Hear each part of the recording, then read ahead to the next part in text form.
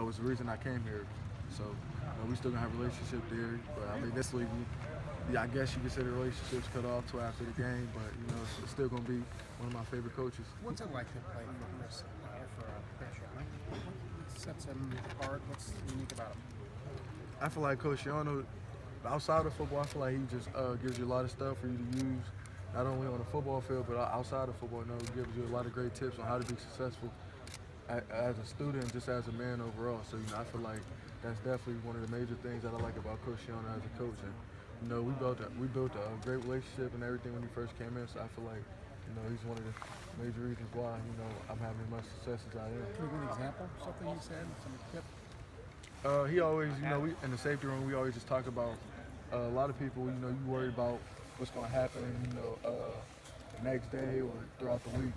We worry about the next thing. You got to take everything step by step throughout life. So that's one of the major keys. One of the major tips that he gave to me that stuck with me. Take the next thing step by step.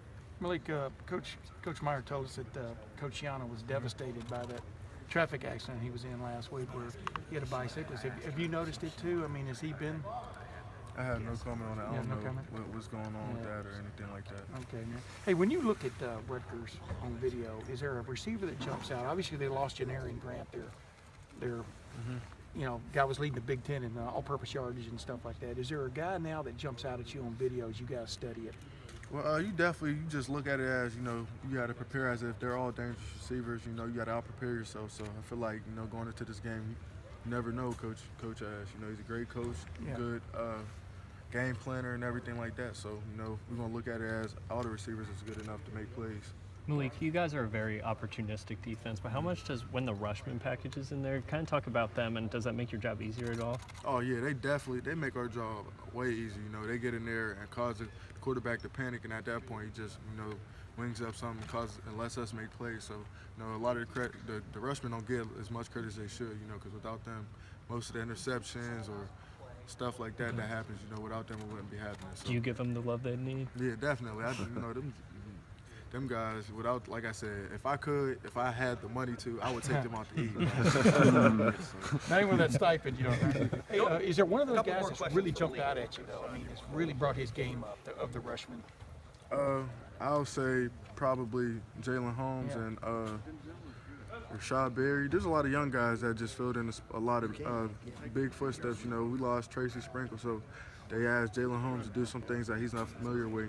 He ain't complain or nothing like that. So I feel like he's definitely stepping up and just matured overall throughout this year. So definitely major key to the defense. I mean, overall, I feel like the whole line just elevated the game because Tracy went down. He's a big part of our defense. So when he went down, I feel like they just knew that at that point they just had to make something happen.